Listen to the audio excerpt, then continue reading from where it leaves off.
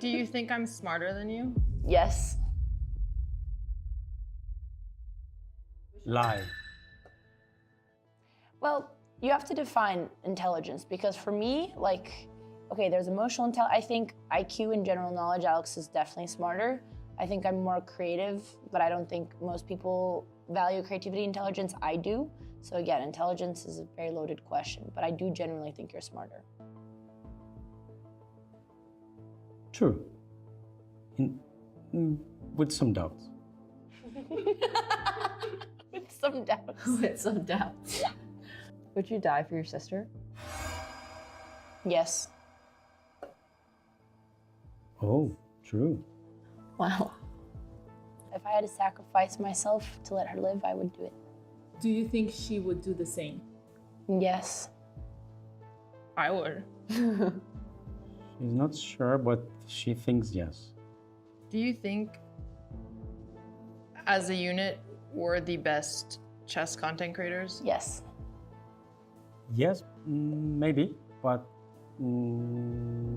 after she thought a little bit about it, it's a lie. That's a good read. I think when you said it as a unit, I thought you meant if I thought we're the best duo. I think we're by far the best duo in chess content because there's no other duos.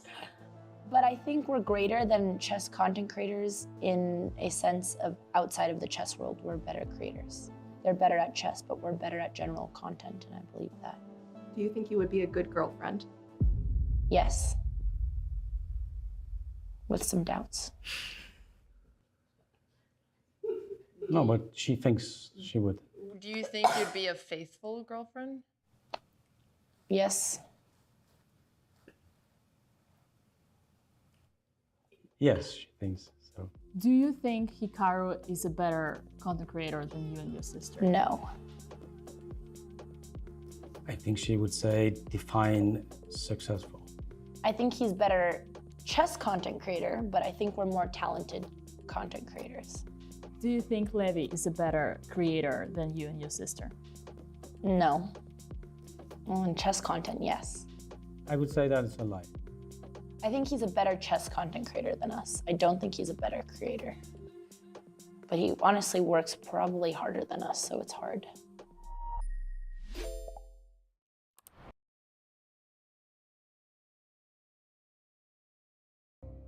I think thinking ahead, like thinking about your next moves is obviously really important in chess and is a big thing in Fortnite. So I think that's kind of the main takeaway I'm gonna have from being a pro player for so long. And I'm hoping that's gonna help me a bit, but I don't know.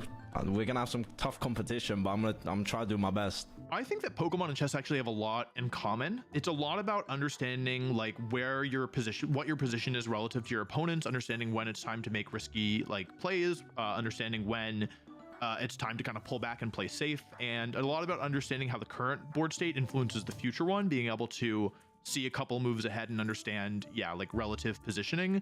So I think overall it's actually quite similar, and it's interesting kind of coming back to chess after I haven't really played seriously in well over a decade, and seeing how as my skills as a Pokemon player have developed, I'm also able to understand chess in a different light. The one similarity that I have is that I think camping is pretty good. I capitalize on mistakes instead of making the aggressive option. So I have a pretty good memory. It's kind of like how I got into content, actually. I'm like a geography buff, so I kind of like memorizing facts, data, and like it's not completely the same because I feel like chess is more repetition and pattern recognition and just sort of staying calm and like evaluating the board in front of you. But there's definitely like certain mnemonic things to kind of remember and apply that I'm pretty good at that definitely will help if I apply it the right way to chess.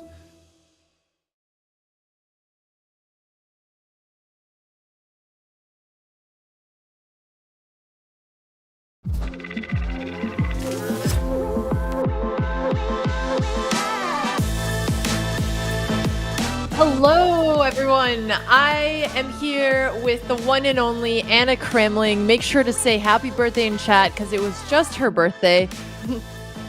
Anna, are you ready to watch the Sapnap game? They've already gotten started. I have been ready the whole day. I've literally been waiting for this. I'm so excited. Thank you so much, Alex, for the happy birthday. I'm so excited to be commentating with you this epic game. We see actually that they played the first game right before and Sapnap won. So we are right now in a really, really, really exciting part as Sambucha needs to win this game to take it to tiebreakers. Yeah, so basically Sambucha is stuck here in the end game, and I don't know if you've commentated with Aman yet, but he taught me this cool thing where you count the pieces. And if we're looking at the pawns, it seems like black is short a pawn, and yet he needs to be the one pushing for a win here. Yeah, it's not a good situation, but this is POGCHAMPS, and what I love the most about POGCHAMPS is that a pawn is not a lot here. Anything can happen, and I definitely think that it's going to be more about piece activity than it's going to be about pawns. So I still have faith in Sambucha. Anything can happen. Yeah, and here we see that Sapnap just played rook b7, so he's attacking the knight on b6. He's putting pressure on the b4 pawn.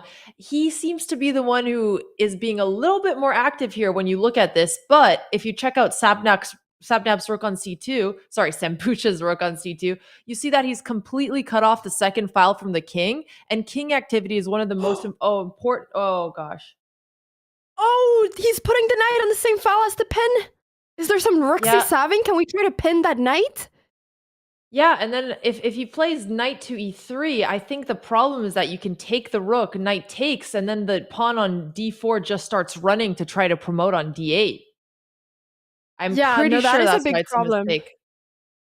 Okay. Well, they just traded instead, but the d5 pawn is still a mistake. It's still going to be hard to deal with here.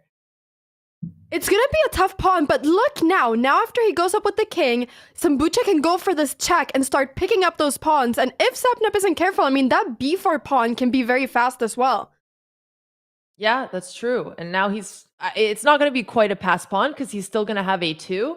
But honestly, endgames is one of those things that when you're starting chess early on, you're like, why do I even need to worry about the endgame? Are we even going to get there? So I feel like a lot of players have not spent time looking at the basics, even if they're as strong as Sapnap, who has played POGCHAMPS and multiple of these creator chess tournaments before. Alex, even at our level, when you and I have played chess, I feel like our endgames have always been the worst part. So I think this applies to a lot of levels. Yes. To quote Aronian, my chess gives cancer to children. So hey, it's hard for everyone. And I don't want to interact with chat, but somebody said, why does Alex always look grumpy? I'm not grumpy. I'm excited to be here. It's just my resting face. Anna, do you have any predictions for this match so far based on what you're seeing?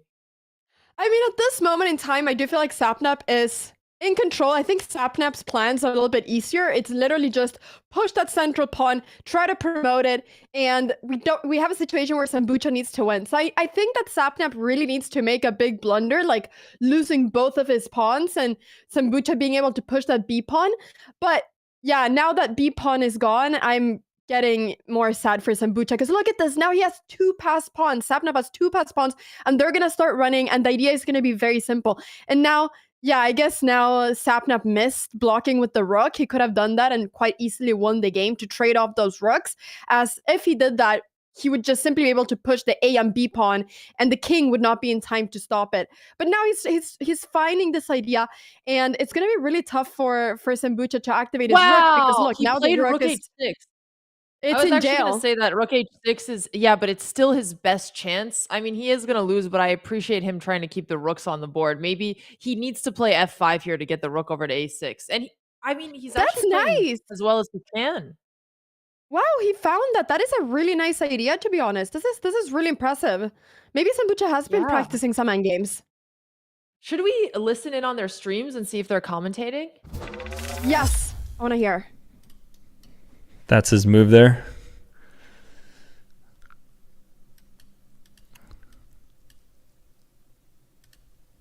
A lot of focus. Yes, Sapnap is not even talking.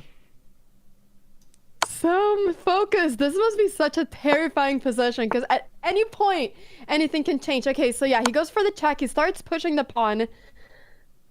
We have a check. Where will the king go? Where will Sapnap? If the king goes back, then maybe there's a chance that Sambucha can bring his king forward and find some kind of checkmate. I'm not cheering against anyone here, but it is always fun to go to tiebreak, and that is his best hope here. Yeah, no, he If definitely he plays has this right, to it try should be something easy like for that. him. Wait, is Sapnap Is this, playing a different game at the same time? Do you see what I see? I'm Or is seeing he that. just I was confused frozen? as well. I guess he's Oh, frozen. I think his stream is just frozen. I only looked at his camera. I was like, wow, he's really locked in. The man's not even moving. My bad. Okay, well, Okay, we're coming Sapnap back. did move his king forward. There are still some checkmate ideas if Black would have been able to get his king to f6, but he didn't. Oh, we're coming back to Go here. He cannot come up here. There we go. I'm just gonna bring Look myself at over that here. king being with so my pieces. active. Wow. Go here, next move. Get This is behind my really pawn. nice by Sapnap. It should be over.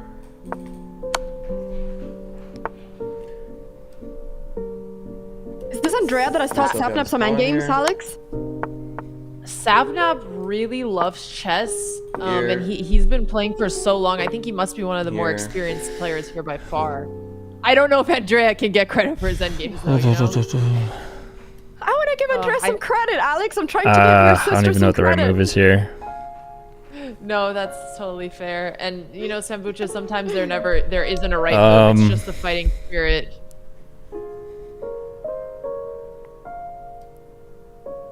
This is so beautiful. The king, the rook, the two pawns. Sapnap has played this perfectly. And now he is hold on. preparing to push A8. He's fumble here. defending the Here. square. There we have the There queen. goes Sambucha's rook. Yep. Yeah. And now the B pawn is just gonna push all the way, and he's even gonna have a rook and a queen probably to checkmate that king. So he's trying Anna, to what are push your with his thoughts pawn. Back here. on beginners resigning? Do you think they should keep fighting here, or? Oh yes, I hate the words. I hate when chat goes resign now. I think that absolutely it should keep going the whole way. Resign there's now. also a Yeah, stalemate. that's fair.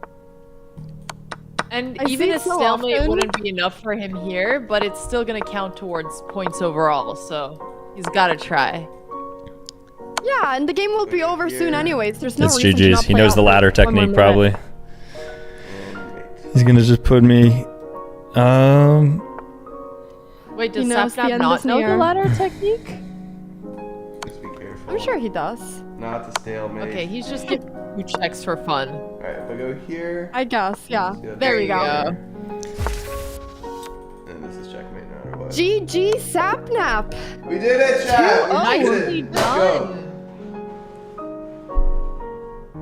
That is a Alright. great result for Sapnap. Do you both have time Wow. to come on for an interview?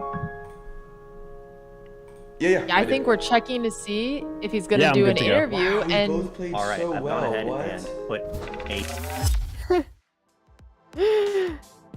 There okay, we cool. go. So looking at the finals now, we see that Sapnap is gonna go up against Wolfie in the semifinals, trying to compete for that final spot. Anna, who do you think is a favorite in that match? Okay, listen, I have been coaching Wolfie. He's been my student. I've been giving him a lot of coaching sessions. Even when I was out for a chess tournament, I stayed up all night coaching him. So, I mean, I know, you know, I'm a commentator, but there could be a little bit of bias inside of me. So I want to say that Wolf is going to do great, but Sapnap does have a lot of experience. I do think that Sapnap absolutely is going to put up a really great fight, and I think it's going to be really close. But honestly, I was really impressed by Wolfie's chess yesterday. He played fantastic the whole day, so I'm really excited to see that matchup, Sapnap versus Wolfie. What do you think? For sure. And I think Wolfie is also the highest rated in POGCHAMPS. And I'm talking here a lot about Sapnap's experience, but that doesn't mean that the other players haven't also been grinding, especially in this championship bracket. But you know what? Maybe we'll ask Sapnap that soon, because we will be doing double interviews next after what I believe is a short break.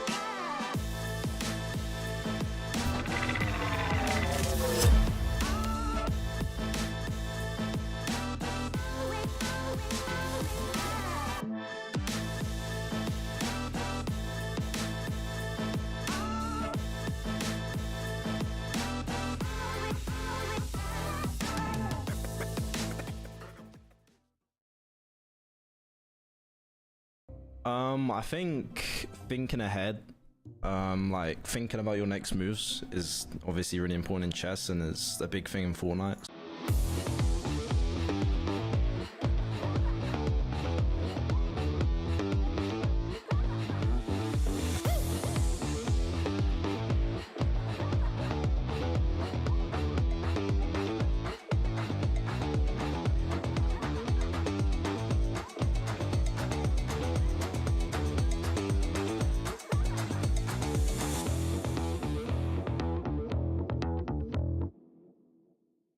Do you think I'm smarter than you? Yes. Lie. Well, you have to define intelligence because for me, like, okay, there's emotional intelligence. I think IQ and general knowledge, Alex is definitely smarter. I think I'm more creative, but I don't think most people value creativity, intelligence. I do. So again, intelligence is a very loaded question, but I do genuinely think you're smarter. True. With some doubts. With some doubts. With some doubts. Would you die for your sister? Yes. Oh, true. Wow. If I had to sacrifice myself to let her live, I would do it. Do you think she would do the same? Yes. I would. She's not sure, but she thinks yes. Do you think, as a unit, we're the best chess content creators? Yes. Yes, maybe, but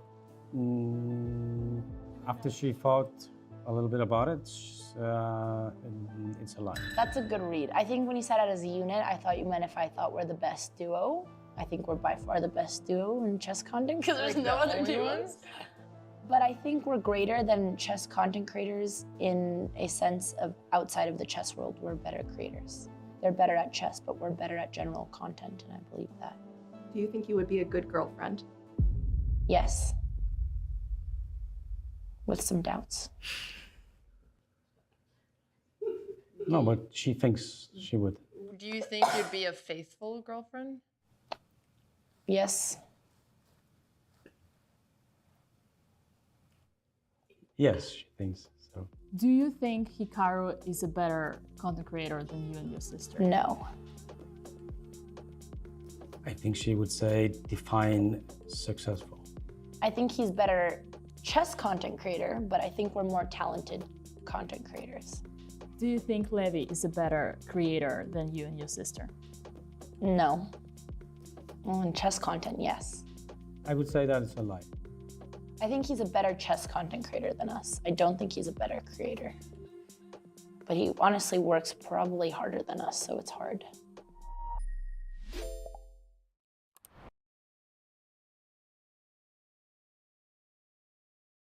I think thinking ahead, like thinking about your next moves is obviously really important in chess and is a big thing in Fortnite. So I think that's kind of the main takeaway I'm gonna have from being a pro player for so long, and I'm hoping that's gonna help me a bit. But I don't know, we're gonna have some tough competition, but I'm trying to do my best. I think that Pokemon and chess actually have a lot in common. It's a lot about understanding like where your position, what your position is relative to your opponents, understanding when it's time to make risky like plays, understanding when it's time to kind of pull back and play safe, and a lot about understanding how the current board state influences the future one, being able to see a couple moves ahead and understand, yeah, like relative positioning. So I think overall it's actually quite similar, and it's interesting kind of coming back to chess after I haven't really played seriously in well over a decade, and seeing how as my skills as a Pokemon player have developed, I'm also able to understand chess in a different light. The one similarity that I have is that I think camping is pretty good. I capitalize on mistakes instead of making the aggressive option. So I have a pretty good memory. It's kind of like how I got into content, actually. I'm like a geography buff, so I kind of like memorizing facts, data, and like it's not completely the same because I feel like chess is more repetition and pattern recognition and just sort of staying calm and like evaluating the board in front of you. But there's definitely like certain mnemonic things to kind of remember and apply that I'm pretty good at that definitely will help if I apply it the right way to chess.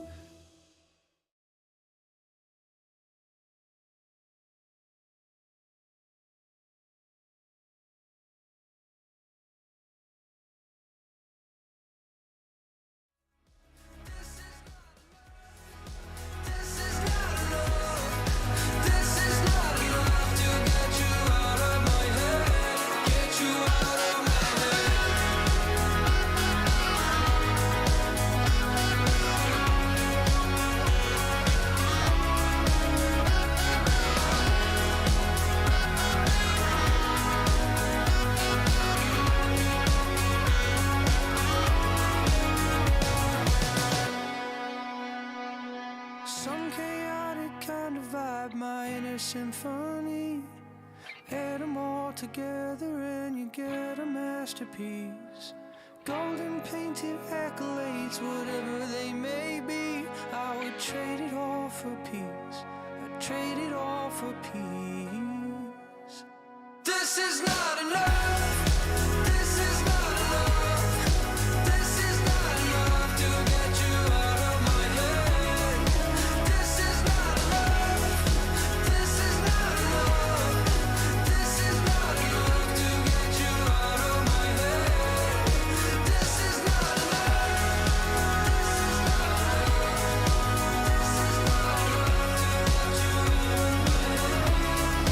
This is not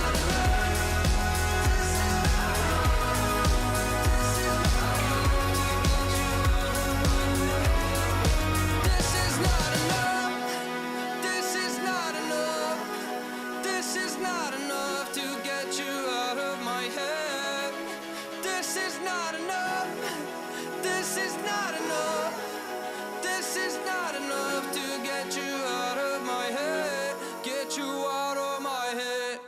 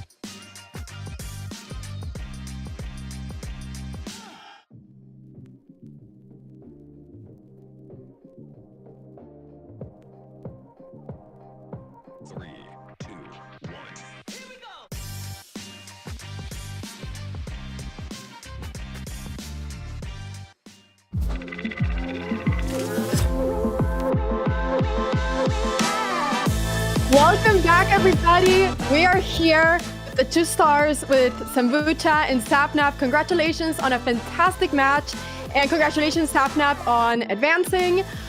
I wanted to ask you, Sapnap, I mean, you're playing a fantastic endgame. I was like, he's literally following old principles. How much have you been studying before this tournament? Because you kind of came in at last minute.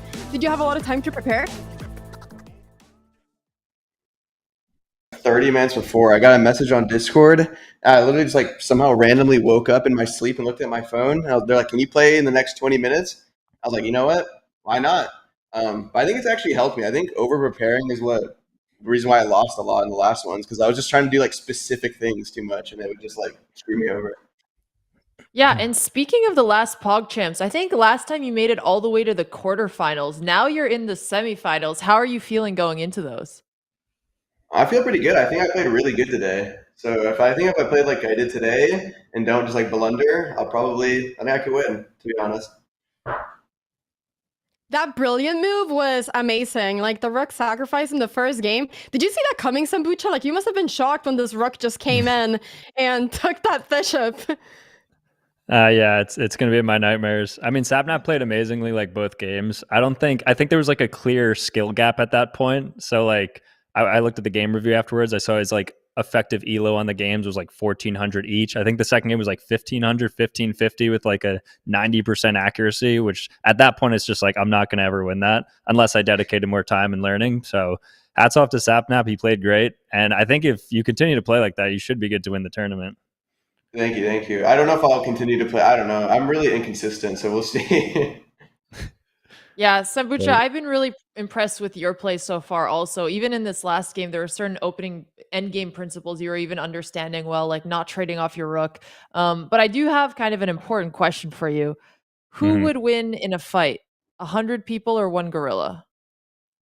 I mean, I am the authority on this. If you look in the background, I've definitely... That's why I got to ask you, exactly. I think a question like analysis. that, so 100 men, I think people underestimate like an average male who's probably like 160, 170 pounds compared to like a 400-pound gorilla with 5-10x strength of that of a human. Like you probably realistically only need like 20, 25 humans to take it down. I think it's like an overblown argument. Like if anything, a more realistic argument should be like 1 versus 20, but 1 versus 100, I think that's ridiculous. Don't you think people would be afraid to charge the gorilla? Because I think if everyone charged at the same time, it would help, but I feel like people would be terrified. I think the counterpoint is that I think the gorilla would be scared the moment he sees like 10 plus men kind of coming its way. Cause I feel like they're not pacifists. I'm sure they get aggressive, but like, I'm sure that they're timid enough where it's like they see a group of people kind of like a bear. They'll just kind of like retreat a bit. So if like emotions are coming into play, human emotions plus bear, I actually think the bear retreats before the humans do.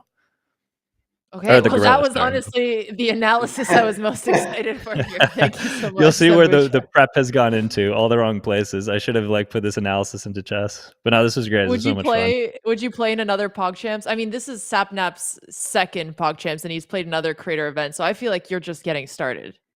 I think it's my third, actually. Oh, you're third. Wow. Okay. Sorry, I think. Sorry. No, you're good. Please correct me if I say anything wrong.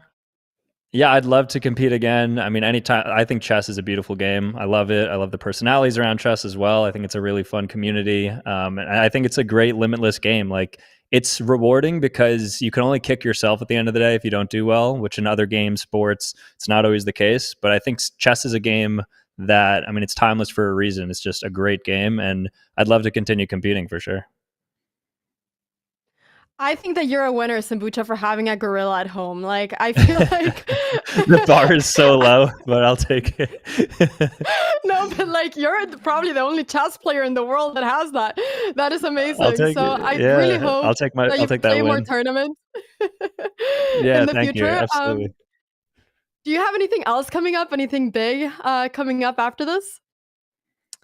Not really, just, you know, the status quo, just putting out videos and just doing my thing. Nothing crazy though coming up. This was like my big thing circled. I was really excited about this, and I'm still going to watch, of course, like the championship bracket.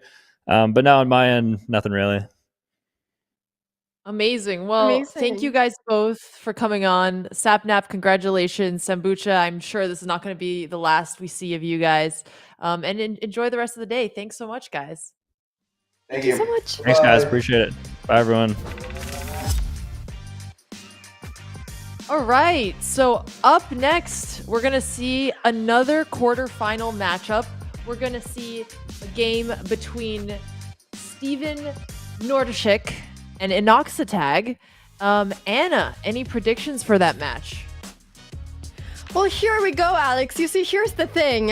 I was also Steven's coach. I coached 2 people. It was Wolfie and it was Steven. So I'm really excited to see Steven play. I'm really excited that, you know, he's done so well. He's in the championship bracket in the quarterfinals.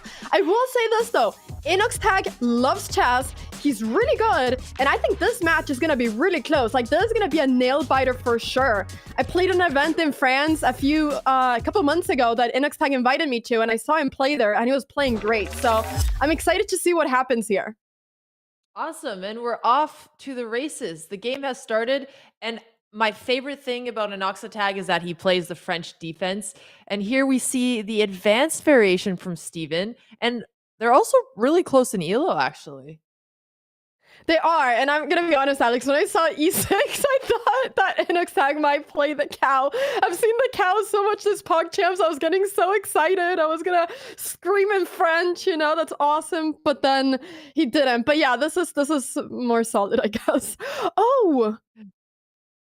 Okay, so he's giving up the pawn on e5 here. And there are lines in the French where white is trying to give up pawns for compensation, but I have a feeling that that was probably just a mistake. I think so. From Steven's smile and his hands up in the air, I think that he's saying that he missed that pawn. I think he played let's bishop go e3 to his just a little chat. I want to quickly. hear it. Yeah. But we're gonna recover from that Let's hear him. easily. Easily. Yeah, you're right, Positivity. Anna. We're gonna recover. It gave it away. Yes. Yeah. He's a very positive person though, and he never want him to resigns jump and over fights here. the whole time. So let's actually play here. oh yeah, I guess he didn't see the queen was defending there. Let's try to find a way to spin this opening of my center into a positive. We have 3 pawns over here. He has 2. So if we can manage to win this pawn, it'd be very good for us. Wow, he Honestly, really is even- positive. White. He's the most positive person I know. That's why I wanted to this is coach ugly, him. Wait, Anna, you're the most Ugly positive at person I know. You guys Uh-huh. must be the dream coach student team.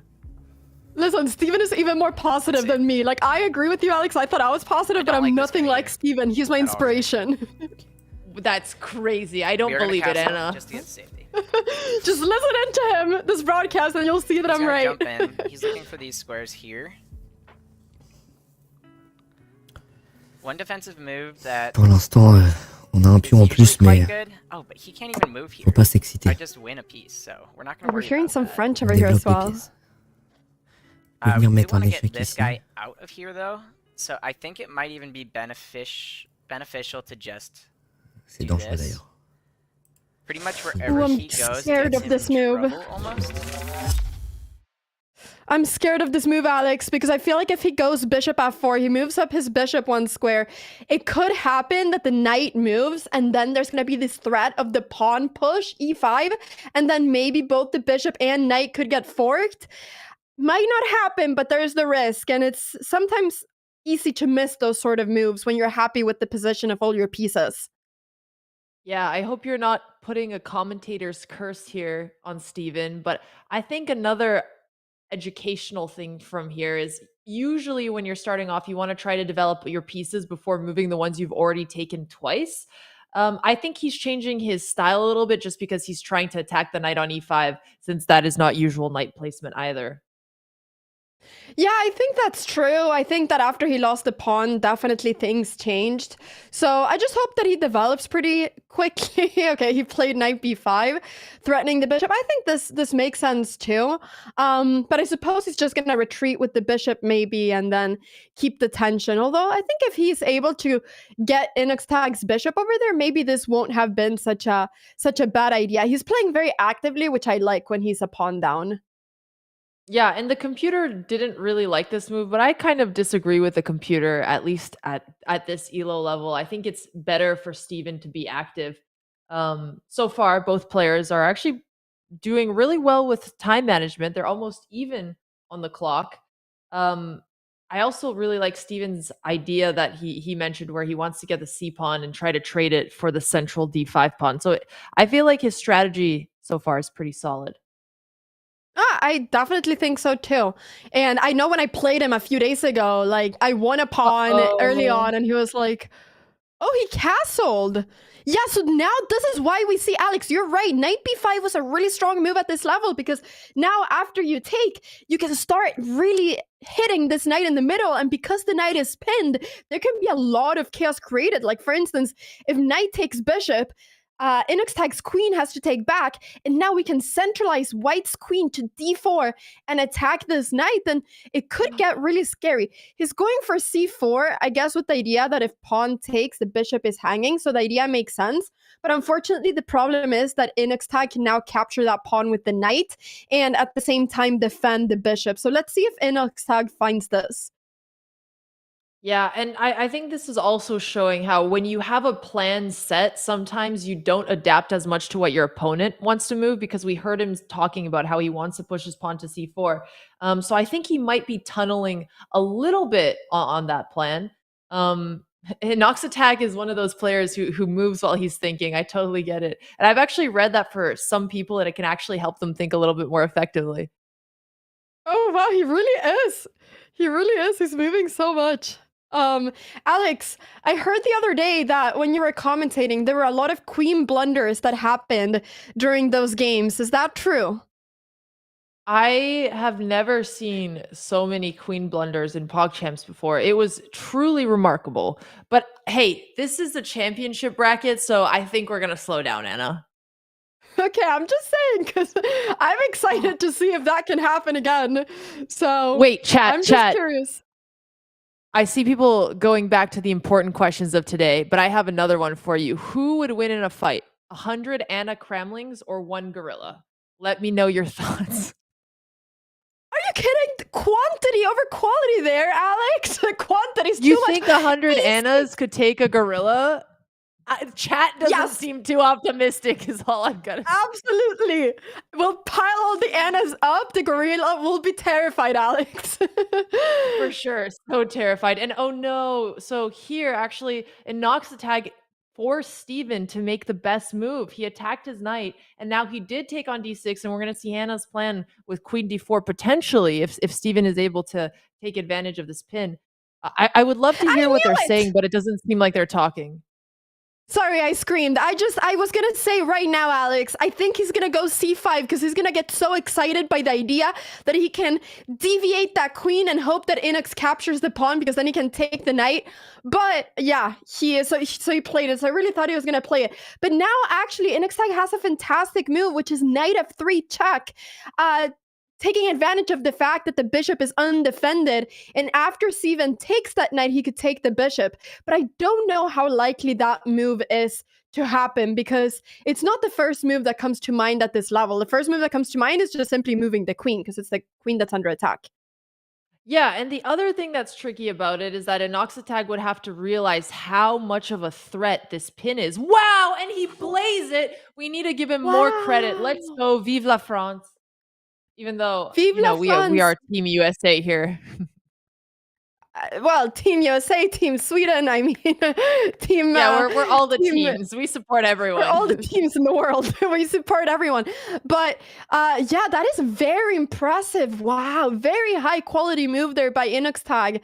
It's, yeah, we need to give him more credit. I didn't think he was going to find it, but he did. No, that's really incredible. And now... InoxTag is keeping his advantage.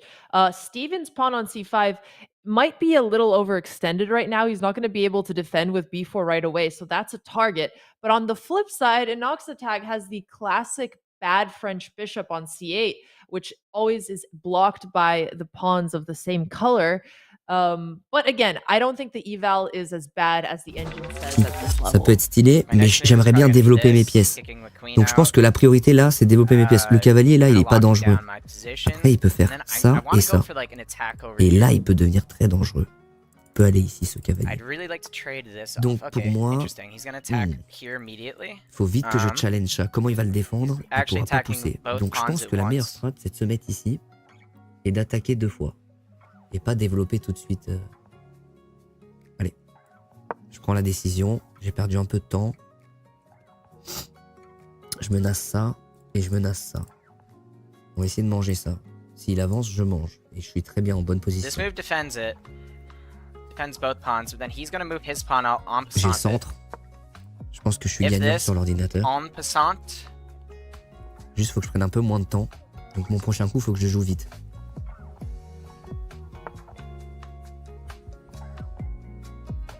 He had the right idea that his knight would be attacked, but he missed that he could also attack it with the bishop. je me mets là, je pense. Je développe mes pièces. That's hanging. Guys, I'm throwing. Oh no. Je pense qu'il va se mettre là. Oh wait.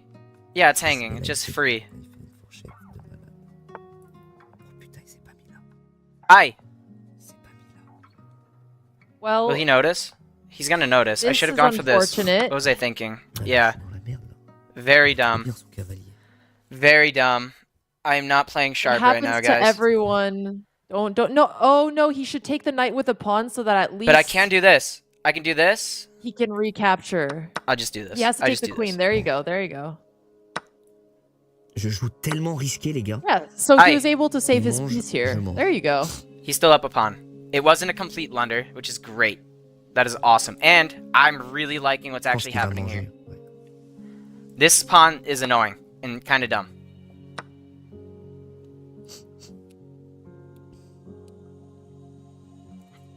This is going to be my problem right here, I think.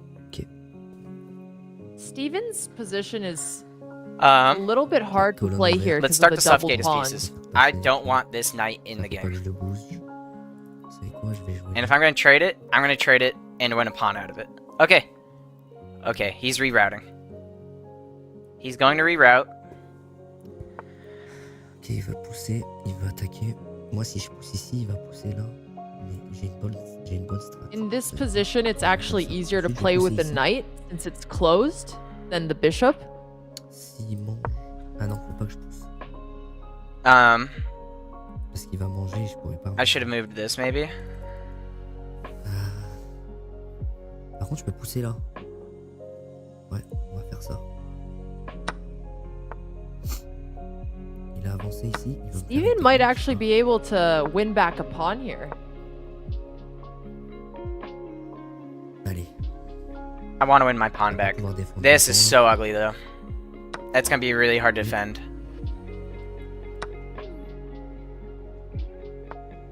Instead of defending, I might need to sack a can pawn also on put this pressure square. on the b2 pawn. There we go. Okay, I'm back. I'm sorry I left you for a little bit, Alex. I feel like I've missed a lot whilst I was gone, but I am It's okay, back Anna. now. I was trying to talk over them, and I don't think chat knew you were missing because it was still on their stream, so I was trying to be sneaky about it. Anna disconnected for a little bit. Well, I am back now. The secret is out. So fill me in. What happened whilst I was gone? InoxTag still looking really good with an extra pawn in this endgame. Yeah, I actually think Steven recovered pretty well because even though he's still down a pawn, at least he doesn't have those ugly doubled pawns, and he does have a passed pawn as well now too. And before the position was closed, so his bishop wasn't as active, but now I'm actually starting to like his chances, even though the engine doesn't. Well, I think the engine doesn't like it here because there was rook c2 after, maybe. Yeah, that could be the reason. But yeah, I was gonna say I'm sad that Steven didn't push that B pawn.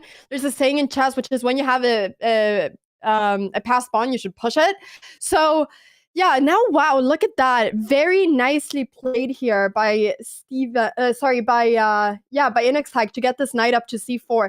It's such a strong knight right now, and typically in chess you'd say that rooks and bishops work better than rooks and knights in endgames, but that knight on c4 is just so strong. And if Steven would try to capture it, then InoxTag would just get a fantastic passed pawn on c4. Yeah, and now he pushed f6. His idea is he's trying to bring the king into the endgame. It is possible that he also created a little bit of a target on e6. The white bishop would have a little bit more to do. Okay, rook c3. Anna, why is this a mistake? Yeah, that is a great question. I think it's not anymore. Oh, he had the chance there. Could have taken the knight, and then when pawn takes, and he could have taken back that pawn and defended. But obviously hard to see, right? Pawn gets attacked, you want to defend pawn. And so he pretty quickly simply defended the pawn, probably just missing that he could do that. Yeah. But yeah, and now he could have taken on c4, yeah. Exactly. So rook b3 was played, the knight went to d2, and now he is attacking that knight. The question is, will Steven at any point take on c4, or will he not, do you think? Right. I mean, here he doesn't want to take on c4 just yet. Okay, he's starting to push his pawn. He's not going to be able to push it any further. I would love to see either of the players start bringing their kings in, and as soon as I say it, Steven starts. Let's go. But And, isn't there knight d2 check? Wasn't there knight d2 check? Am I missing that? Wait. No, I think you're right. There was knight d2 check. Okay, shoot. He just missed a huge winning move. Wait, let's jump quickly on Steven's stream because I think he's explaining his thought process.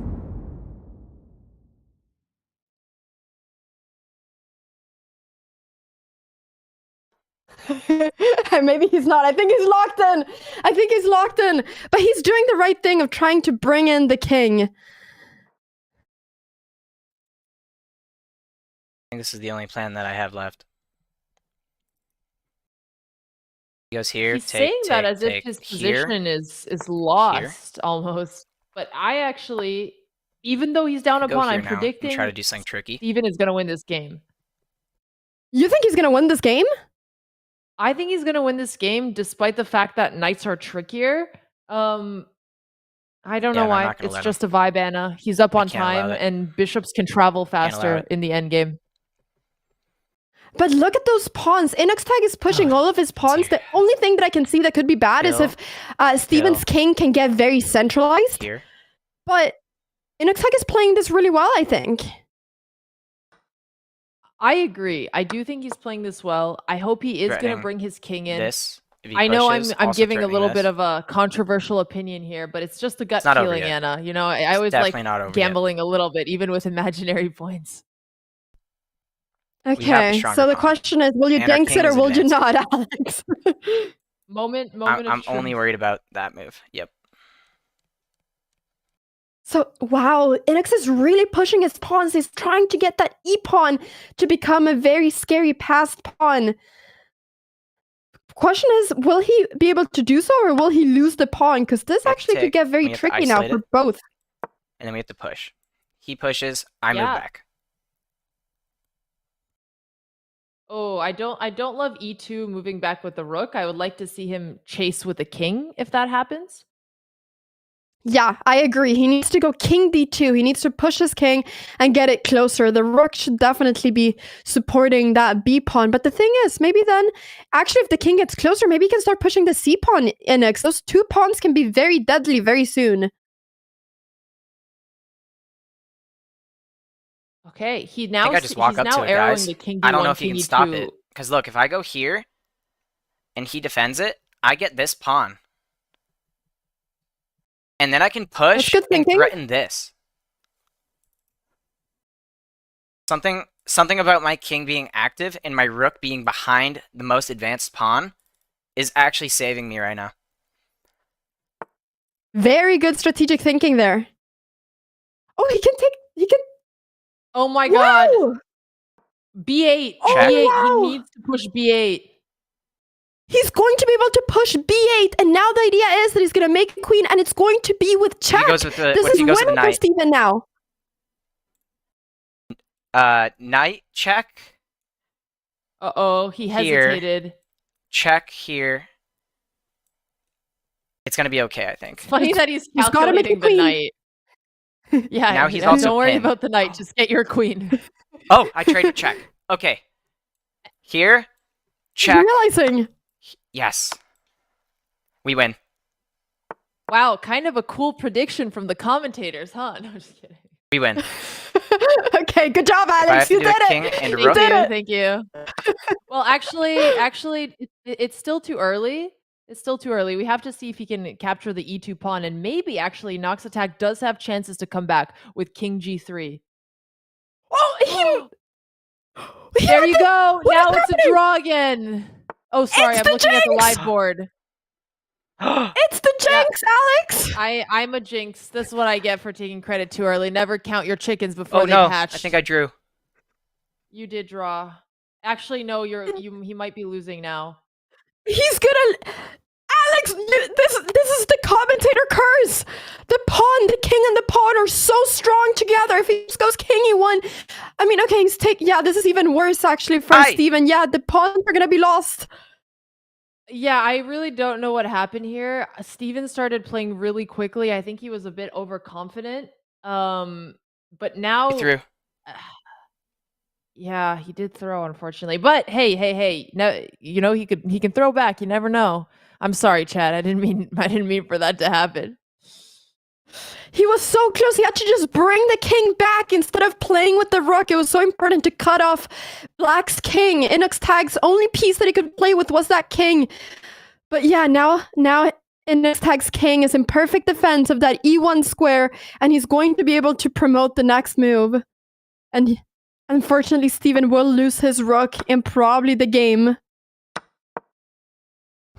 Well, you know, endgames are still tricky, but after king takes... I'm looking at the live board again, but Black is going to have the G pawn that can just push all the way. Oh no, this is going to be a tough one for Steven to recover from. He didn't even get a draw. It is. No, he definitely had to probably play a little slower there, but it's easy to think you're just winning. You're a rook up, you see the rook, and you think, oh, it's easily winning. But that's when mistakes can happen, and that's what we see here. But he's still... Dang it. I was going to say he's going to go for the stalemate, but he resigned. So that wasn't the case. Hey, I know I could have blundered these before too. I can't say I haven't done it. And also, congratulations for InoxTag. Wow! Let's go! Let's fucking go! Let's even in English! Putain! Way! Allez! Is that what you say in French? Okay, guys, we are going to have a short break here, about 5 or 6 minutes. Oh, la game de The merde. exact times is... Wow, congratulations. I'm going to be kicking myself for that. Incredible. Looks like we have...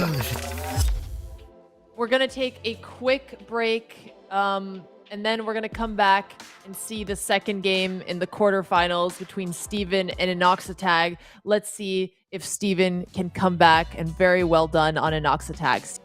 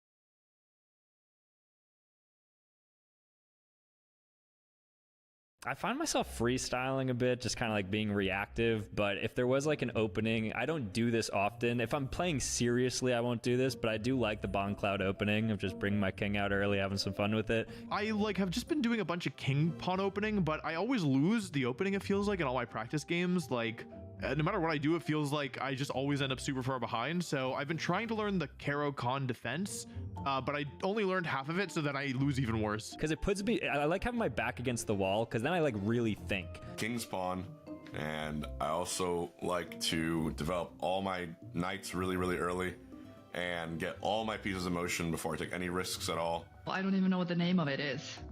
No, openings is not my strong suit. I take the... Wait, I don't even know the English words of the pieces. It's the... The way that I think about it is just like, if I'm doing a lot of standard openings, then I'm going to be in a lot of standard situations. And I kind of like the idea of freestyling and just like being adaptive to moves. But I have used recently, I think, like the Italian and then maybe I guess the Sicilian on defense if I'm playing black, just like some classic stuff like that. The pawn, you take it 2 steps and then I take the other one 1 step.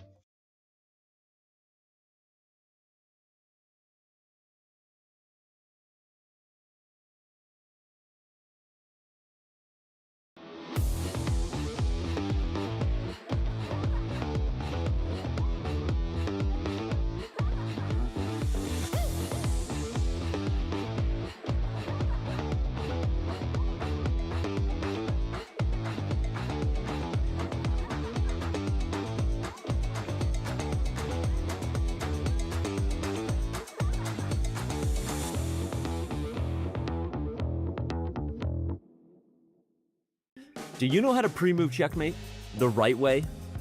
It's one of the coolest things you can do in a chess game, especially with the clock ticking down. Unless you screw it up, like Ludwig did here. He's still there! Oh my, don't do it! He's gonna do it! Don't do it! Don't do it! Oh my! And stalemate, a serious risk that I will teach you how to avoid. Unless you're a bullet god, like Hikaru Nakamura, Daniel Naroditsky, or Amon Mona Lisa Hambleton, you will probably need to be up a lot of material to pre-move checkmate. But don't overdo it. 2 queens is really all you need. More than that begs for stalemate. To pre-move checkmate, you will deliver a ladder checkmate like Ludwig attempted. But here's the trick. When you get a queen to the 3rd rank, don't slide your other queen forward to the 2nd rank right away. If your opponent has hidden their king on the right square like BoxBox did, it could be stalemate. Instead, line up both queens on the 3rd rank. No matter where your opponent's king is, this will avoid stalemate. Your opponent's king will have to run away from the squares controlled by the queen, and no matter what, you pre-move the queen to the 2nd and 1st rank next. Boom, it's checkmate. Just like that, you can lean back, sip some tea, and watch the show.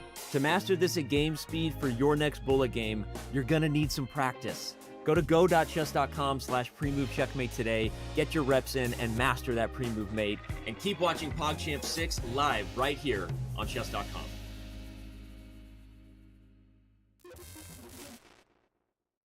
Your brain is a supercomputer, capable of millions and millions of complex calculations and decisions. But your brain needs exercise, practice to keep it sharp and incisive.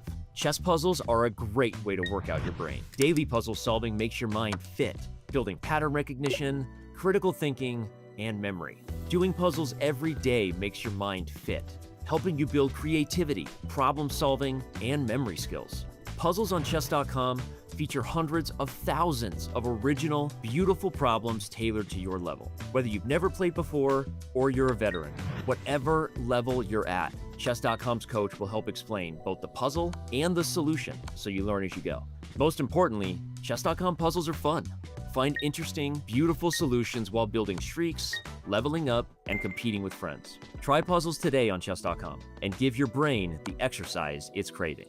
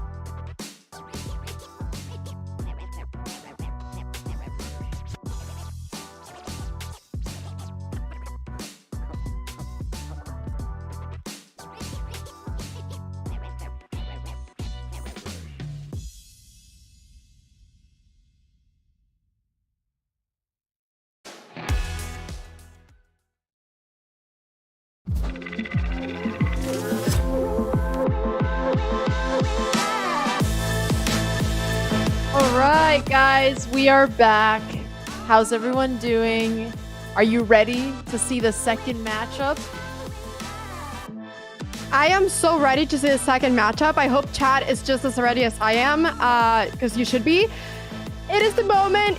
Either Steven or InoxTag will be moving forward to the semifinals, and right now it's looking great for InoxTag. Vive la France! He won the first game. Will Steven be able to make a comeback or not? He has to win now, or he's going to be knocked out. What do you think, Alex? What's your prediction right now, right off the bat? Well, I don't want to curse anything again, but Steven is definitely capable of making a comeback. And the good thing about Steven is he doesn't seem like he's tilted. He's still smiling. He's ready to go. And the games are underway. They are. Steven, like I said, very positive person. He's still smiling. He's enjoying chess, like my mom would say. He's having fun with chess. And yeah, we see here Inox playing in kind of London. And yeah, Steven is also playing Bishop F5. Kind of a similar pawn situation here. Yeah, I'm curious why he chose to go for knight c6. It is sometimes a little bit harder to play that because then you don't have the ideas of the c5 putting pressure on the center.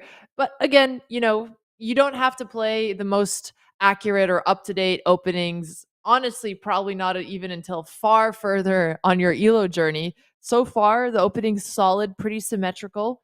It is going to be a little trickier for Steven to come back with black, but honestly, it doesn't really matter at this level. No, it really doesn't matter, but I am surprised because Steven always wanted to go c5. Like, he would always say, Anna, I want to play c5, and he's literally putting his knight in a place where he cannot play c5 anymore. So I do am a little bit surprised about that, but the important thing is just for them to get their pieces out, castle early on, and then here we go. Now we see InoxTag being able to break through with c4. That's a very good move by him. Yep. And from coaching Steven, what do you feel like his strengths and weaknesses are?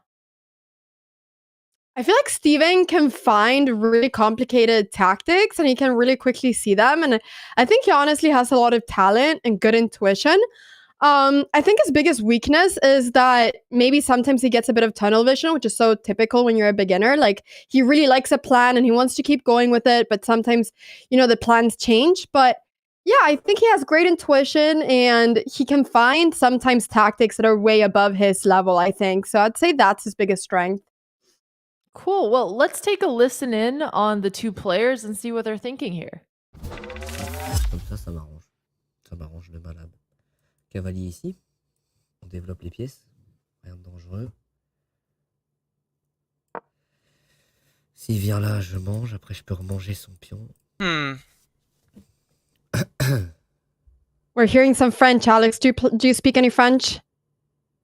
I do, actually. When he said mange le pion, it meant eat the pawn.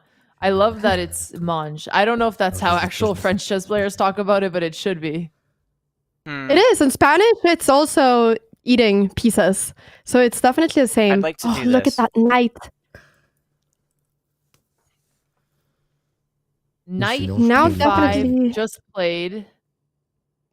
Steven cannot take that knight with the knight right now. If he does that, it's going to be a big fork. And I think he sees that because he was hovering his rook over to E8. Yeah, I think rook 8 would be a good move, but now we see the problem of his knight on c6. Does that come with any other threats? He would love I'm to not play sure. c5. So now his knight went to moved his E7, knight. and it goes back to us talking about how the knight on c6 is a little bit harder to play. But at least he's repositioning his pieces now. Now his knight can also go to g6. Surely this slow maneuvering. I is good really for us. like that move. I really like that move. And now he's going to be able to play c5 maybe later on, move his knight to g6.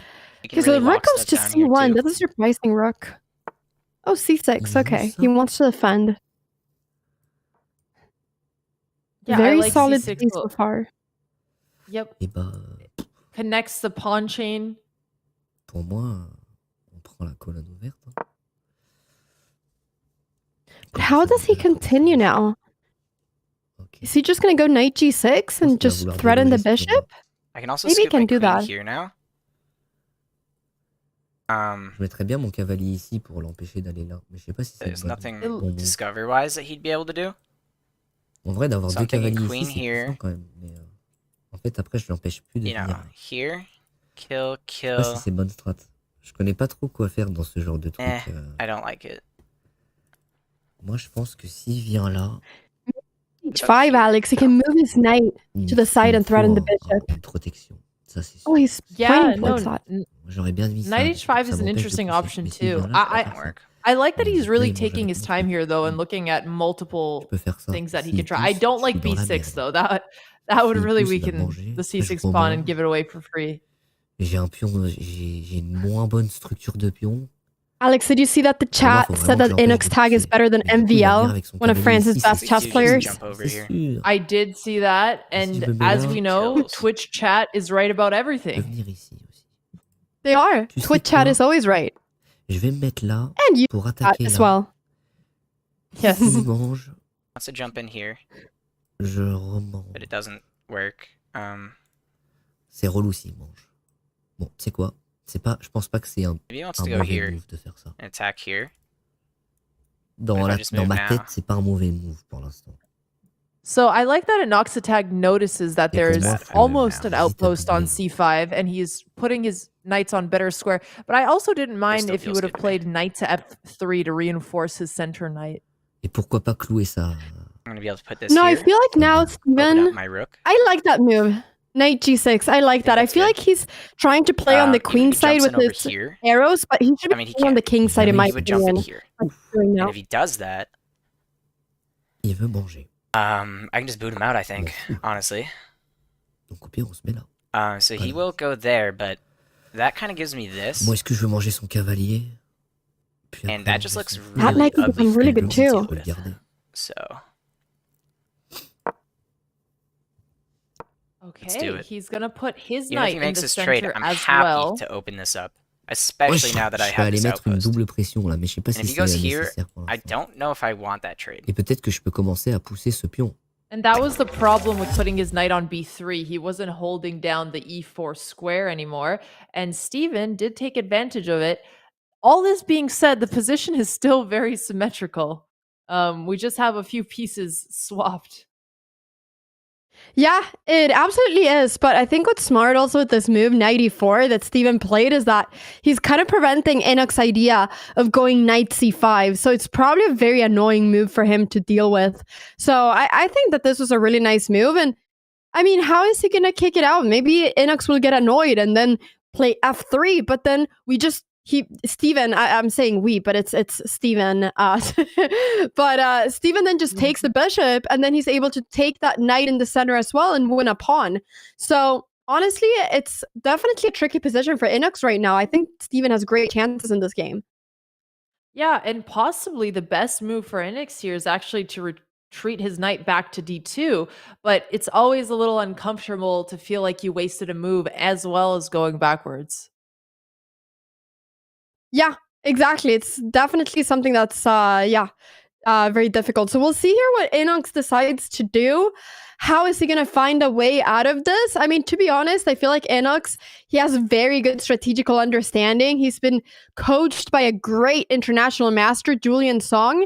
So I think that he might be able to get himself out of it. He decides to take the bishop, the knight on g6. So, and now we see, Steven taking with the f pawn. He wants to open up that file for the rook, but I hope he sees that the f2 pawn is not now under threat. The bishop can go backwards. Maybe his idea is to trade the bishops and then put the pawn under threat, which honestly is quite a good idea. Yeah, I really like that idea because if bishop takes g3, he can't take with the h pawn, which is what he would normally want to do because then f2 is hanging. He would instead need to take with the f pawn, but then he's going to have a backwards pawn on e3. Still, both players are playing super accurately. Actually, Steven has 95% accuracy so far, and InoxTag has 93.8. So they're both playing super well. And I do wonder, InoxTag obviously knows that if he draws, he still wins the match. So it does take some of the pressure off of him and maybe makes it easier to just try and trade off pieces. I think it does. I think he's enjoying this I really moment. like knight takes g4 instead of h takes g3. Because now F2 Wow, is hanging. yeah. Uh-oh. You played too quickly. Now it can be. Yep. That was a very tricky position. The F2 pawn is hanging. This is exactly what Steven has been looking for several moves. And not only is that pawn hanging, that pawn was defending so many other pawns. It was kind of the beginning of a little chain. Now the G3 pawn and the E3 pawn are going to be weak. Inox obviously does have this fantastic knight on C5, but this can go south very quickly for Inox right now if he's not careful. Yep. And Inox is threatening knight to e6, so we do have a fork. I don't think Steven is going to fall for it, but I do see him hovering his queen over g5. So actually, he might. Should we just take a look into his stream quickly? Let's do it. Oh, he changed his mind. Now he's looking at queen d6, which would be better. He wants to put his queen somewhere. I mean, he's looking at queen g5 too. Here. But it's not a... Here. It just becomes a very tactical move if he does do that. I think he's not seeing the fork, to be honest. Here. So I'll get another pawn out of it. He's going for it. Or do I go here instead? Or? Indecisive. First. No, kicking it out gives him this square to run to.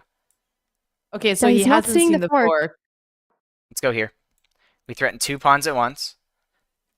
He can take this pawn, but I think it gets very dangerous for him if he does that. Because then I have this square. The computer gave it I don't excellent. even like he might be able to get away, but in getting away, let's see, check. But I don't think he sees why it's excellent. I think it's because after knight e6, he can take on e3, and then he has discovery attack. Okay, good move. Yeah. And Inox goes for that move, but I think Steven isn't too worried, to be honest. No, I can't. If we sack. Oh. Does sacking work? Sack with check. I mean, it does actually work because he wins the knight. Wow. You were right, Anna. He is very tactical, but he is missing queen takes e3 after knight h3. Or is he, Alex? Maybe you're now jinxing the wrong, the right way. Yeah, this is how I'm supposed to make people win.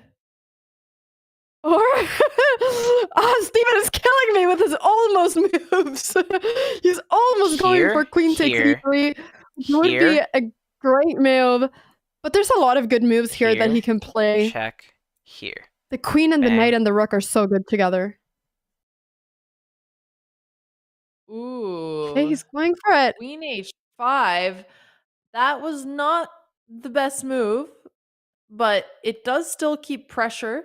You can play knight g4 after and threaten checkmate on h2, so it is very tricky. But I don't like that he's arrowing the knight to d3. I hope he finds the knight g4 idea just because it would be such a cute tactic threat. I mean, right now he's threatening checkmate in 1. He's threatening queen h1 checkmate. So if Inox does nothing, it's going to be a checkmate. However, the thing is that the engine says that this is a blunder, but queen h5, I mean, it's I have him in a really tough only a spot. blunder if Inox finds this move knight f4, which is a very difficult move to find. That's why queen h6 was better than queen h5, because then the queen is not under attack. So I think this was practically quite a good move. I actually completely missed that he was threatening checkmate. Steven is better than me. InoxTag is better than MVL. I don't know what's going on today, but actually you're right. This is a brilliant move because it's so hard to find knight f4. So hard to find. So, I mean, if Inox finds this, I'll stand up and give a big round of applause. Maybe I won't because my camera is lagging, but I'll literally stand up. No, I want the standing ovation if this happens. This is a tense game. I will. I'll give standing ovation. 2.5 minutes on the clock. We're up a pawn. We are attacking. Though, I love the breakdown. He definitely has some counterplay here. Yeah, I'm really curious what InoxTag is thinking, but I know his stream is a little bit delayed, so I don't know if we're gonna go back. So we can go to the tie-breaking game. Wow! He saw it. Finds it. He's brilliant. Vive la France! Brilliant chess player. Oh wow! Chat was right. This is incredible. Inox finding this. How do you know? Oh, Champion de le Monde. Oui. Allez, Inox, this is happening, okay? I'm doing it. Alex, I'm doing it. I'm doing the standing ovation. Standing I'm gonna be ovation, standing please. like this. But Okay. this is Wow. Thank you, Anna. Wow. That was deserved. Crazy fine, beautiful move there by InoxTag, and now Queen G4, he loses the knight, but he finds his counterattack of G5, pinning this knight. Honestly, very good find by Steven as well here. I think this is some great tactical finds. Yep, and now we're back to seeing a level game. What a roller coaster. And actually, even though InoxTag's king is on F2 and his pawn structure looks really funky, he is starting to have some attack ideas of his own now. If you see, the queen is pointing towards H7 and the H file is open, so he can bring in the rook to get in on the attack here. I mean, a rook H1 would be a very sneaky move. And trust me, that queen is far away from the pawn. Hard to see a queen traveling all across the board to pick up a pawn. So yeah, this can really turn around, but I'm just so impressed by Inox finding this move because honestly, Steven's idea was brilliant if it wasn't for the fact that Inox is finding brilliant moves for his level. So yeah, I'm really curious to see now what Inox does. He does have a big time deficit, 2 minutes, but he only needs a draw or to win to advance to the next level. So Steven is in a must-win position right now. It's tough when you're playing well, but your opponent is playing even better. Ooh, he chooses knight, queen, e2, so he decides to go for the queen trade instead. But I actually don't mind him simplifying because, as we keep saying, he only needs a draw. But then again, you know, when you're 1100, just because you trade the queens off and you get into an endgame, that means nothing for your draw chances. Anything can always happen, which is probably why everybody loves PogChamps so much. Absolutely, anything can happen, and that is the greatest thing about PogChamps. Here, Steven really should not trade queens, because if he does, it's just going to be really tough to win the game. So he does need to move the queen somewhere. I think he's going to see it, because he literally told me in one of the coaching sessions, it was like, Anna, I hate trading queens. I don't want to lose my queen. I want to keep my queen, because he's a tactical player. So I don't think he's going to go for the trade of queens, but he's probably wondering where to go with it right now. And he goes queen e6. Wow. So he's moving the queen somewhere where it would be attack under the knight if it wasn't pinned. I like that he's keeping on the queens on the board. I think it's better for his practical chances, even if I think that endgames are not drawn for certain ELO ratings. From his point of view, he probably does think that. Yeah. And I think it's brave of him to put the queen in a square where it can be taken, you know? Like, not really right now because the knight is pinned, but like, it does I look wouldn't pretty encourage fancy. that, Anna. I've seen enough casualties. Just put your queen on a safe spot and save the tactics for another day, okay? But here, Alex, if you're good, you're good. If you're good, you're good. No, that's fair. I'm just traumatized. I've seen too many queens go earlier than they should. Okay, so we're seeing the rooks come into the board, and I'm wondering, when is he gonna take this knight? Because I do. Okay, he does it now. Thanks, Steven. Thank you. The knight needed to be gone just in case. He didn't want to keep you wondering, Anna. Okay, he didn't, but I was kind of excited, you know. Yeah, and I like that he took with that pawn because he wanted to fix his pawn structure a little bit. And now we're seeing some attacking chances from both sides. InoxTag can play queen to h5, but that does allow for queen c2 check, and the black queen is also defending on h7. It's both an attacking and a defending piece.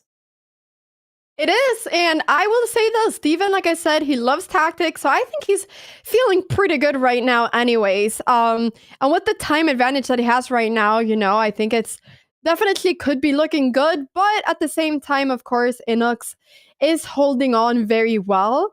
So I think he's trying to double up, maybe double his rooks, rook h2, rook h1, bring the other rook and attack that pawn on h7 a bit. Yeah, I love that idea. Doubling up, preparing the attack. It's just both sides are still pretty defended somehow. It's going to be hard for either to break through. G5 putting pressure on f4, but also weakening his own pawn structure. But I love this. He has to go all in.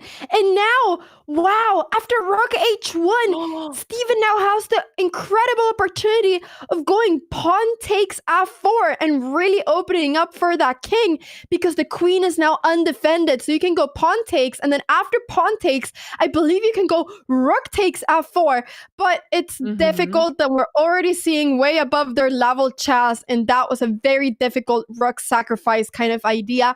So it makes sense that he simply wants to keep everything defended. Very solid play by Steven. Yeah, definitely. No, that tactic would have been so beautiful. I'm sure Dr. Lupo would have seen it. And here he plays rook h5 and he allowed g takes f4 and actually pushed him into it. Will he see it? Will he see it? Come on. Will you hover over the rook or not? Will he see it? Yes, take like that. Or not take at all. Those are his only options. Oh. Queen check in between? Now rook g7 was amazing.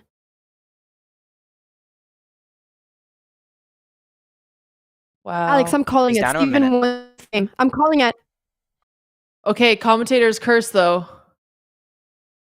I don't have a curse. You're right, Anna. You're so positive. Like, if you ever had a curse, it would just come as like a beautiful manifestation where like everything works out. I can't see any way in. I'm hoping not. Sack the queen, maybe? Sack, and then kill, and then I sack my queen and get both your rooks, and then I have rook versus none? There's so many different things that he can do right now. The king is so weak. But Which one is better? He should really keep it complicated as long better, as guys? he can, because This way or this InoxTag way? is under 40 seconds. Yeah, Surely very this little way. time. No, this way? Take. It's Totally double check. It's check here and check here. My queen isn't really defended. Yeah, I think you're right, Anna. Steven is taking this. Here. Here. Now I'm worried now that you said it, Alex. Oh no. Surely this is the better way. If he takes with the king, what do I do? Shoot. If he takes on e3, he wins a rook, but actually, he's just gonna win either way. Well, he's gonna go queen takes e3 now. I mean, if king takes, he's gonna take queen takes I just realized e3, that right? wasn't the smartest idea. Mm-hmm. I hope he just takes his time here now because it's a very critical moment. Wait, there's... Wait. Isn't... Hang on. If Okay. he plays king to h4, and now rook f4, rook takes g7 check. If he goes king h8, there's actually a mate on g8. There is. This could really go any way right now, actually. This is not such an easy position.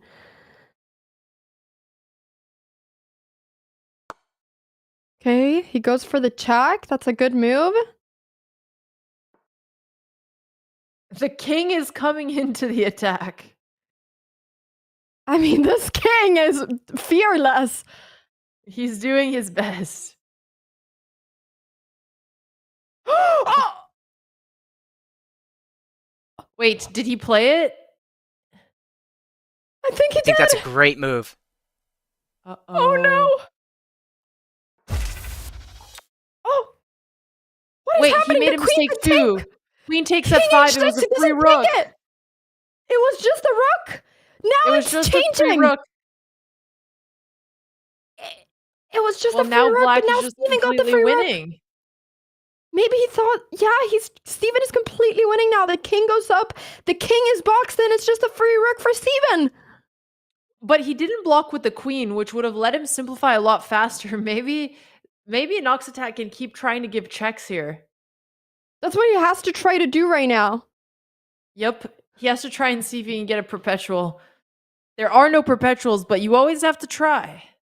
From +10 to mate in 9, hey, everyone has a tough day in the office, okay? Well, okay, the king goes back. I just hope that he sees that the queen... Okay, yeah, he's hovering over the queen I'm seeing on the other screen. So I do think that he sees that the queen can come back, and there we go. We have queen f8. Inox doing a great job, though, trying to be as annoying as possible. But wait, because if he blocks with rook f7, then maybe the king can take on g5. There's still some tactics left. There's definitely still some tactics. He has to go queen f8, and now he has to move the king. If he goes queen f7, it's going to be a draw because it's going to be a threefold perpetual. But he finds king h8. Okay. Okay, that was very really, important. Really important. That was a clutch move. Yeah, no, this is tough. He plays rook e1. There's a checkmate And now. Rook g6. Yep. Double check plus checkmate. Checkmate. What Yes! a comeback. Yes. Yes. Oh, There we have him celebrating. That must feel good after being losing. Oh, that was so stressful. Oh my god. That means that we're gonna go into the tiebreak, and how the tiebreak works. The player with the higher accuracy is gonna get the white pieces. Waiting on chess.com to let us know who that's gonna be. If the game is drawn, the players are gonna swap colors, and we'll keep going until there's a decisive result. The time control pretends to be blitz with 3 minutes, but we're not so fast. They're giving a 5-second bonus. I don't like that. I don't stand for it. I want to see players flagging each other. That's just my opinion. Anna probably likes a 5-second increment because she likes it when players actually play chess. Alex, you're being brutal. These are, beginners. You just want them to win the games by flagging. I want the blood, Anna. Give the people what they want. We don't have gladiators anymore. This is the closest we're gonna get.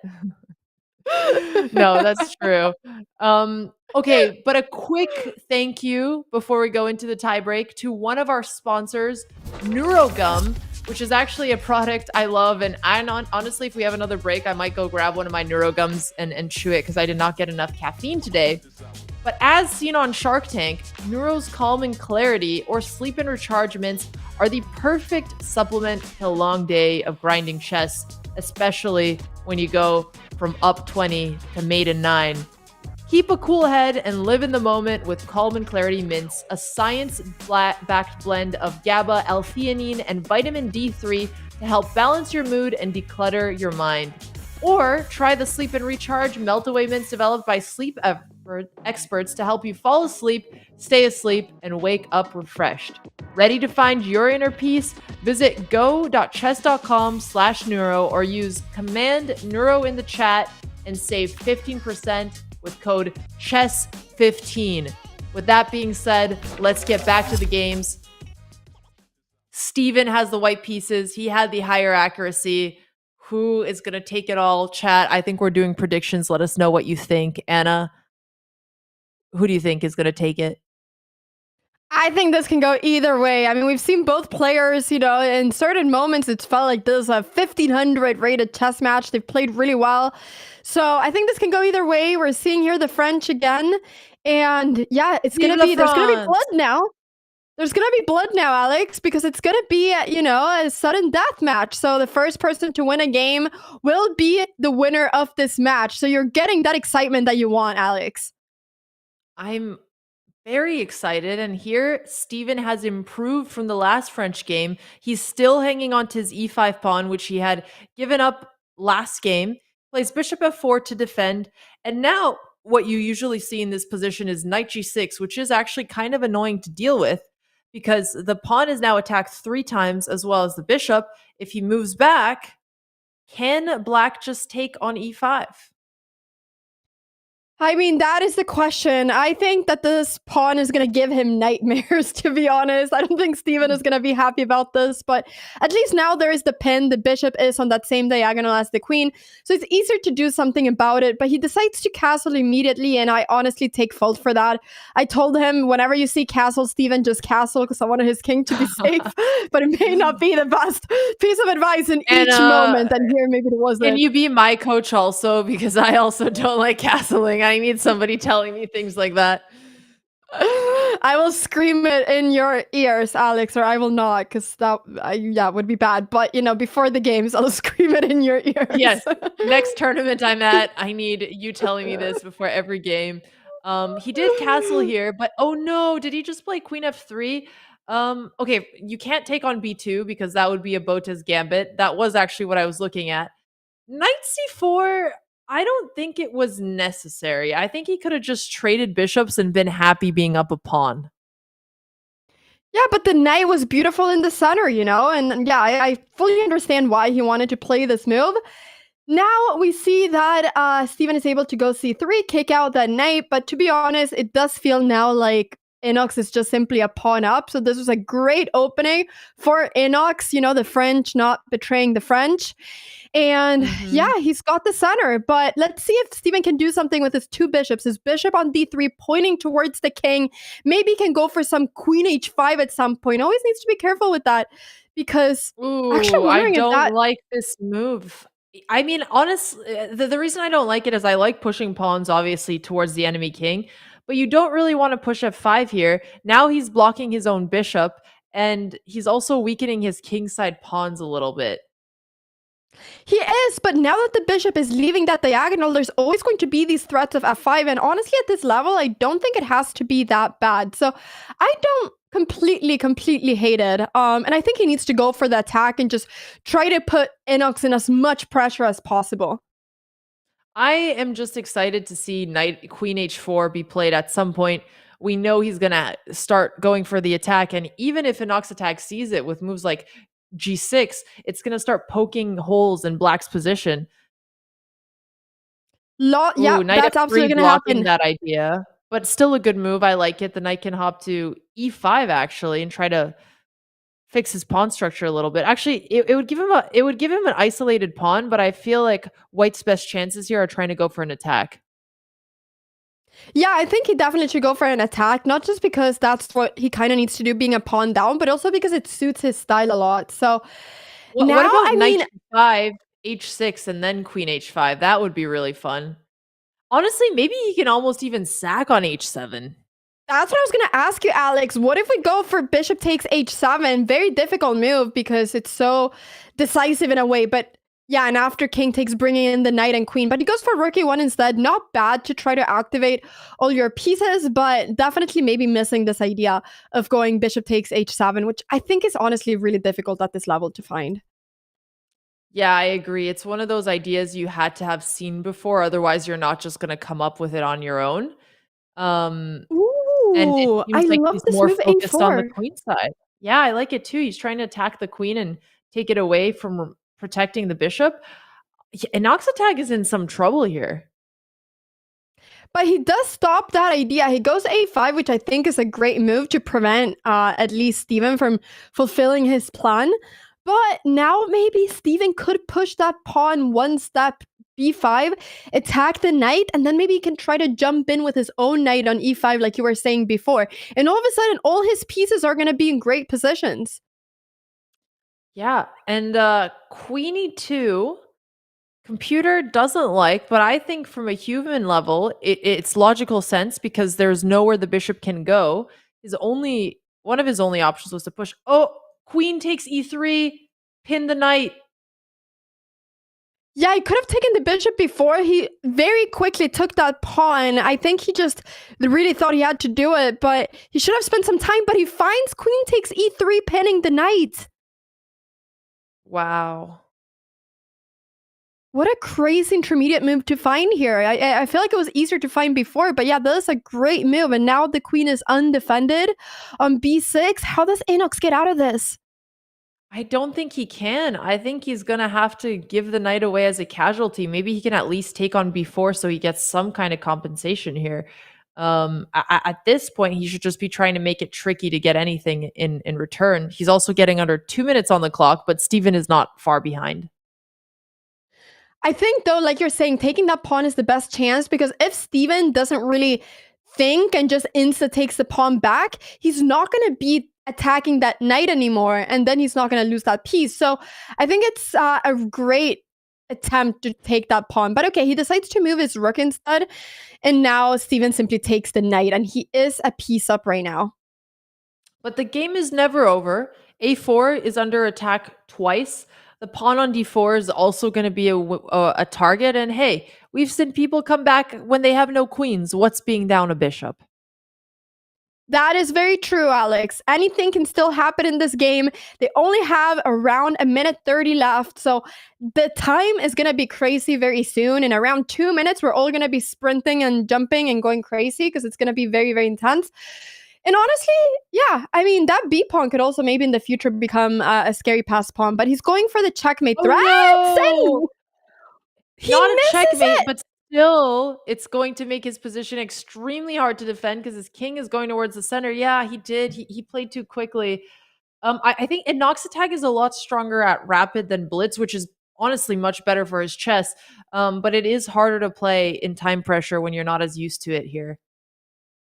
For sure, for sure. He's playing, he played this very fast, and it's so easy to, make a fast move and then the game can completely change. But yeah, now the king is in the center. It's looking really tough for InoxTag. Can he try to somehow get his bishop and rook against the white king? I don't know. It's the one thing that I'm seeing, but it's looking really tough for InoxTag. It looks like Steven's queen is just going to come into the center and destroy that king. Yeah, it's not looking good, but hey, you always got to keep fighting. In our stream, we call it the monkey school of chess. You keep throwing poop at your opponent, and hey, you might not win, but at least they'll be confused, and sometimes that's all you can ask for. I think the chess purists call that desperados. I like that you call it, what did you say, monkey chess? Monkey school of chess. Okay. We all have different schools. I like that. I want to join that school. Okay, so we may not be Inox the smartest school, but we're scrappy. I like it. Please sign me up, okay? I'll be part of it. Deal. Okay, so F5. Steven knows what he's doing. He's trying to open up Black's king. He is attacking the E6 pawn. It is defended, but if F takes, then his queen can get into G7, and he's so close to delivering the checkmate. But InoxTag is not giving up. He's not, and he shouldn't. He should fight all the way till the end. Let Steven do that checkmate. He's got to find it. So I think that's a great spirit. So, yeah, Queen F4. It makes sense to try to bring in the queen onto that diagonal, the black diagonal. But Inox very good. He's trying to promote the B pawn. It's honestly the biggest strength he has right now in his possession. He should absolutely try to maximize that strength as much as possible. So now it's going to be time to Steven to try to find a way of checkmating, but only 1:20 left. F6 is a brilliant move because now the king either has to go on the 8th rank, which now allows for rook A8.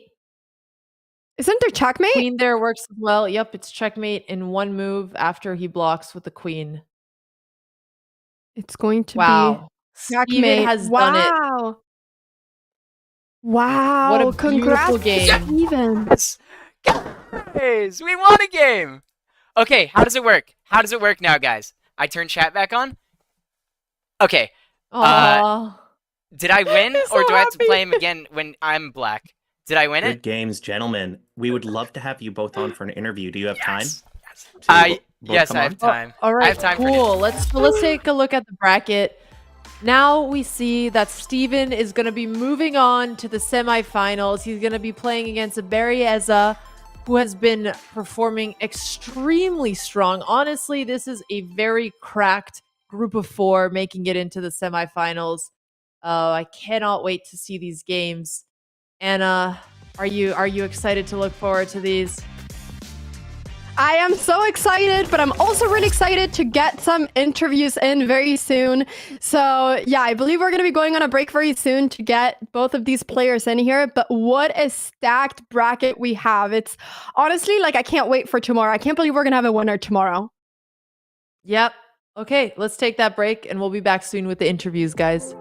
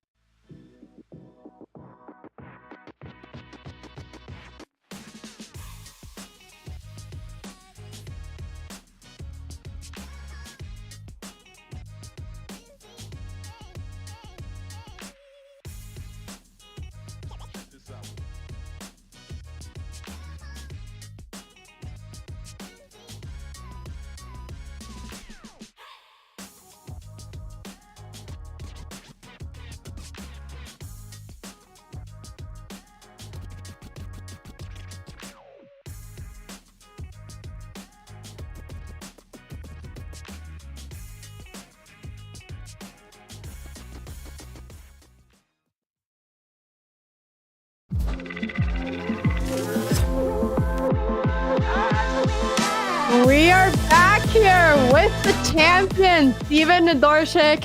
And I have to say, Steven, you know, I'm a proud coach. I mean, I'm a commentator today, an official commentator, but I am a proud coach. It's really fun to see you in the semifinals. What a match that was. You were playing so brilliantly. I mean, at the end, you said, did I win? Like, how are you feeling right now? I mean, I that game had me so stressed. I have to say, he was a phenomenal chess player. In the first game, I lost a pawn early, and I felt like that momentum shifted the game into his favor, and I could not recover. So I was super intimidated for the next 2 following games. But I mean, honestly, I just tried to take your tips that you gave me, Anna, and just castle early, point stuff at the king, and just wait for the moment to happen. And that's all I did. And, you know, before I knew it, I had 2 rooks, a queen, all pointing at his king. His pawns were messed up. I mean, on top of the world when I finally calculated that I was winning. Yeah, no, that's what we talked about, right? Like putting all the pieces together. Sorry, Alex, go on. No, you're good. I mean, I love the enthusiasm, Steven. Like, I'm standing next to the 2 smiliest people ever. So it's a little bit intimidating, honestly. I'm just going to smile like I'm talking, but I feel like when I do it, I come off a little psycho. But Steven, tell me, are you preparing for the game tomorrow? Yeah, no, I'm definitely going to... Well, the difference between today and yesterday is the fact that yesterday I played like 5 hours of chess. I could not play chess for the rest of the day. But now I only played 3 games. I'm going to be playing chess for like the next 3 hours here. Just getting into that chess mindset. I'm ready for tomorrow. And any coaching tips for him? No, I mean, he's doing it. He's just doing it. Like, I think Steven should keep on playing like he's doing. I will say though, Steven, what is happening against the French? You always lose this pawn in the center. Yeah, seriously. I clearly need to do some opening research again. Maybe me and my grand master buddies can practice. And I'll send you over some tips after those. From the chat, they want to know what makes you more nervous, playing POGCHAMPS or the Olympics? Definitely the Olympics was a little bit more nerve-wracking, but I have to admit, guys, before these games, my adrenaline is going crazy. Like, I was actually shaking on my mouse. I'm like, oh my god, this is unreal. But you do get that like dopamine rush when you win. It's so awesome. Yeah. I mean, I want to see a heart rate monitor on you. That would be so cool. Yeah, I mean,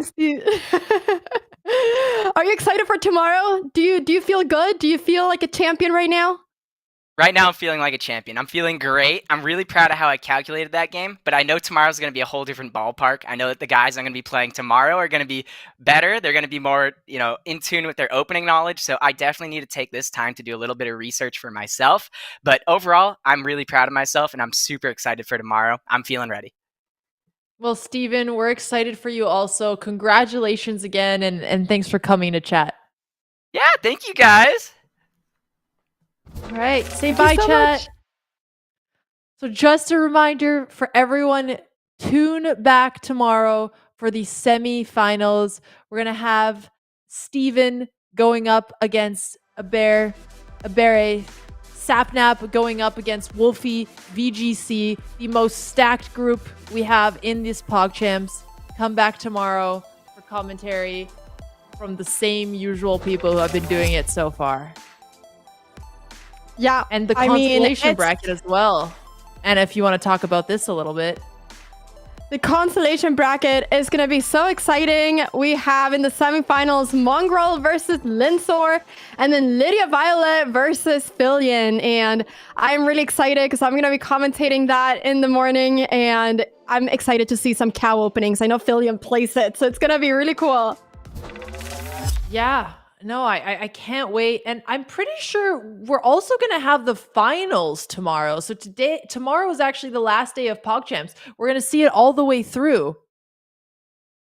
We are. We're going to see it all the way through, and it's so exciting. I love the fact that we're getting all the days so close to each other because we really get to follow the whole journey, and it's been so exciting. I can't believe that POGCHAMPS 6 is going to end tomorrow with 2 winners, one in the consolation bracket and one in the championship bracket. You don't want to miss it. Doesn't matter what you're doing, you got to be here. You know, if you're at the doctor, everybody has phones. It's 2025. Tune in, and we'll see you guys tomorrow. Thank you so much.